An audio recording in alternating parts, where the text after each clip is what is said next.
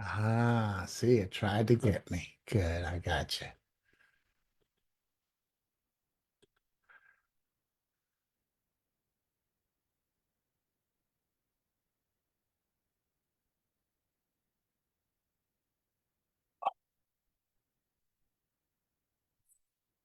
That's interesting.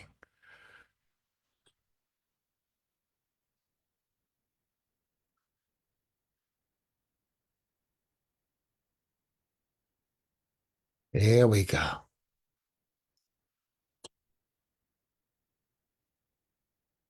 Here we go.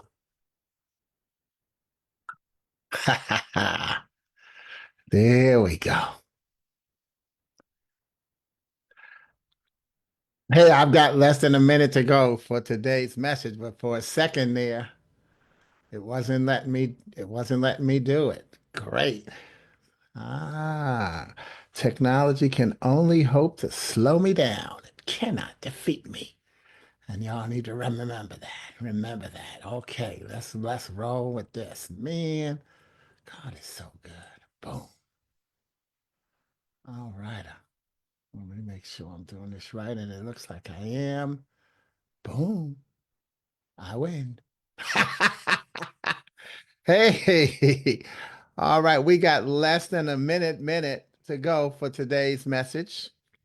And I got two computers going so that I can read any comments that come on because I still haven't figured out how to see them on my main computer. So that's okay. That's okay. We're gonna get everything right. Okay. Okay, let me go like this and see if that makes a difference. And let us roll with today's message. Okay, well, we'll see whether or not I see the. Okay, let me do this.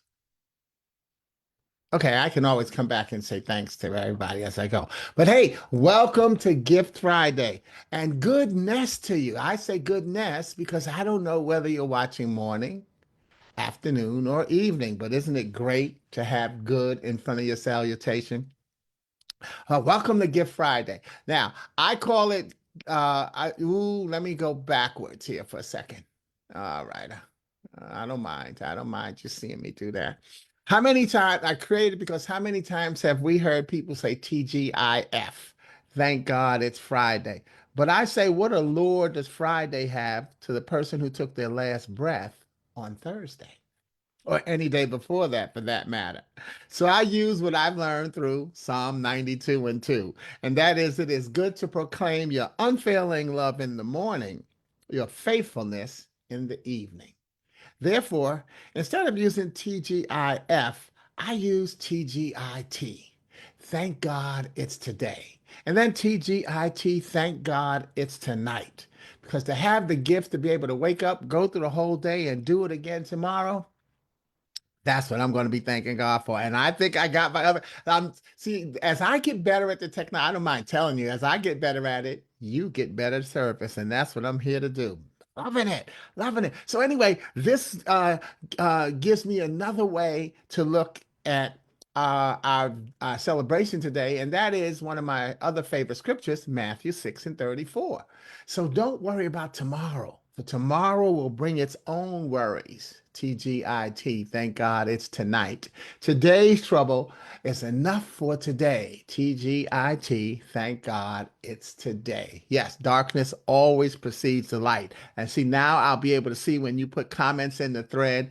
Oh, I'm so excited about this. I get excited. All right. But anyway, let's move on. Today's trouble is enough for today. Darkness always precedes the light. So let's not kick TGIF to the curb. In fact, let's find another way that we can consider it. How about TGIF? Trusting God is free. Think about what it costs to be blessed with the greatest gift of the day, waking up. Trusting God is free. And that still moves us into realizing that we can do a little math. We can do some subtraction and some addition. So let's first subtract that T from the front of TGIF and add it to the end, and we get TGIF Actually, we get GIFT, what we should be thanking God for all the time, and that is the fact that God is for today. Gift Friday. It's the online sharing of one of my original poems or poetic messages, and its possible uses to inspire audiences online, in person, or in spirit, because you need the motivation as well. And motivation is self inflicted. How about inflicted as a word for, yeah, you got to do it to yourself, okay? Each poem will then be my gift to you. So here you hear me read it and share this week's gift. Then you will be able to download your keepsake colorful copy, which I will post in Facebook and in LinkedIn. Today's gift theme is about a gift that you have that you may be taking for granted, and that is your expanding and lasting impact. And I'll unveil it through my poem, You Kept Me Up Late Last Night. That's the closing poem in my book, which is a dedicated a poem. I'm sorry, a book dedicated to God's greatest gift to and source of mankind, women. Do you have any idea how fine you are? So I'll begin with the introduction as it appears in the book. Mothers, daughters, sisters, aunts, friends, you are the object of countless secret admirers and worthy of that praise. This final poem will remind you that someone somewhere is thinking about you, and it doesn't have to be a man. For just as you are blessed to be the right person, you are blessed to have the right people in your life. Think about a different loved one or person every time you read, You Kept Me Up Late Last Night. I could almost make out your figure through the darkness in which we sat. So I sat and I listened and I felt your every word as they lingered in the black. I closed my eyes, but I opened them shortly, for I missed you in that span. Your fragrance enticed my nostrils. Your voice welcomed me back. Your actions called for my attention. Your wisdom rang in my ear. You kept me up late last night, and you weren't even here. Well, obviously, that was a romantic poem that I wrote. And in this case, it was during my college days to my girlfriend who was studying abroad. I've always commented and contended that words are powerful. Yet years later, a friend of mine, Edwina Thomas, told me that she used the poem to eulogize a close friend. Wow. After her blessing me with that use of my words through her need, I thought of some other ways to use You Kept Me Up Late Last Night. So let's look at how many ways we can use that message. You see, it's not just a poem. One, a lot of people giggle when I read the title as their mind drift to adult thoughts. And that's okay. That's okay. Let your mind drift to adult thoughts. You kept me up late last night. Of course, the closing line immediately switches that thought. And while keeping it in a romantic mood, you now feel a warmth flowing throughout your body, starting from your eyes and smile. And there's a good chance that a particular person came to mind. Two, thus another level. That person may not have been a romantic interest at all, but a child, a best friend, or someone that you've been praying for their well-being. You see how it's already starting to shift the meaning of who keeps you up late at night?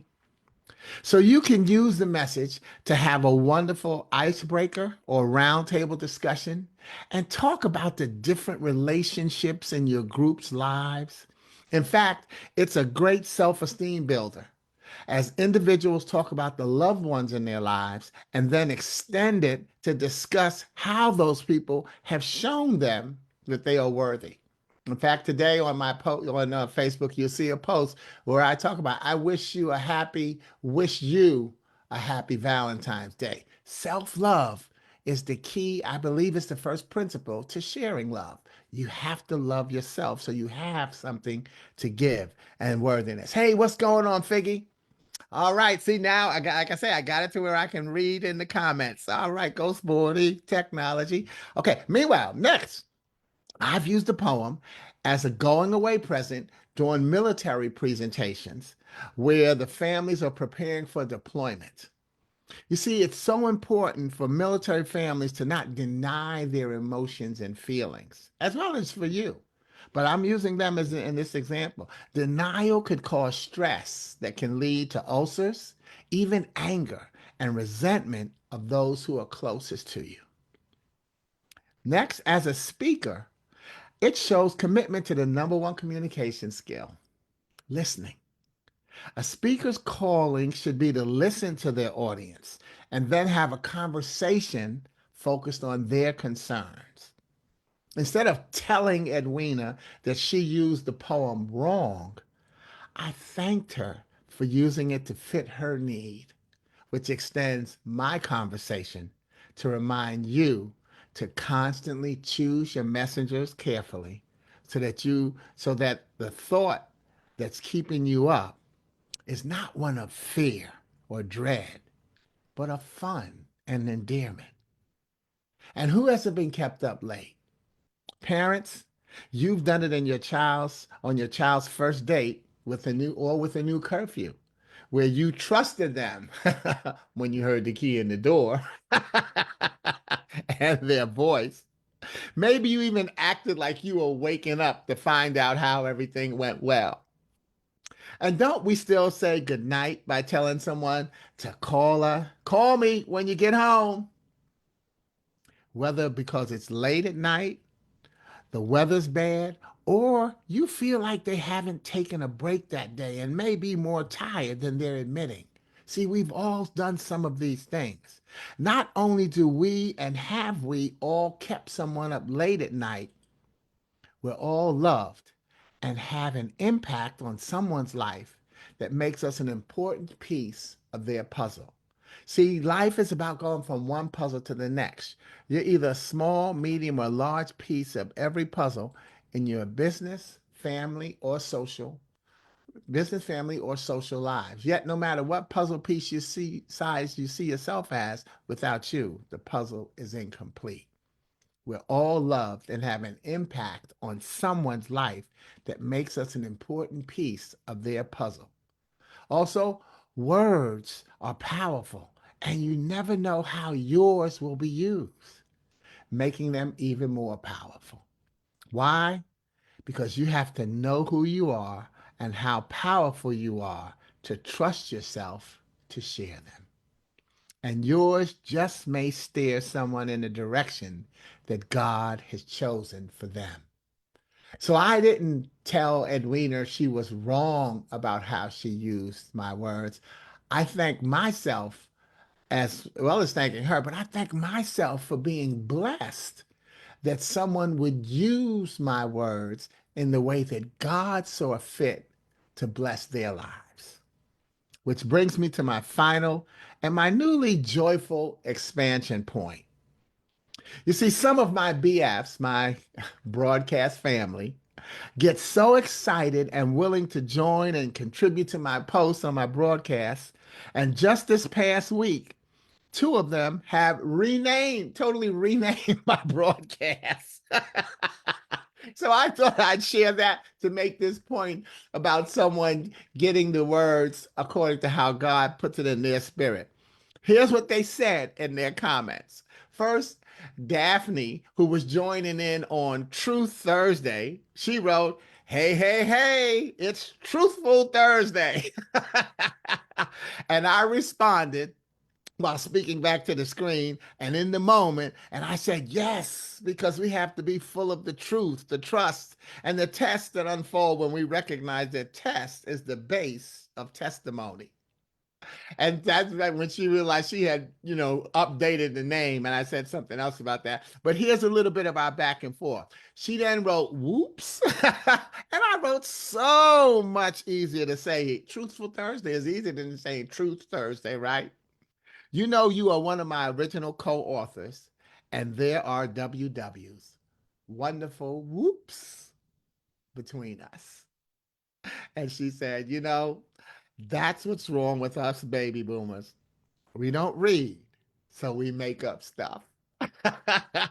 And then another person and that was on Facebook. Then on LinkedIn, I had another one of my BFs, my broadcast family, Carol Cat Turner, decides who was responding to my Monday midday moment. She wrote, I love Monday math with Uncle Sporty. Things really add up. To which I responded, and I'm just loving how y'all rename my broadcast. And then I told her about Daphne. Daphne renamed Truth Thursday to Truthful Thursday. And I really mean that, though, that I love it.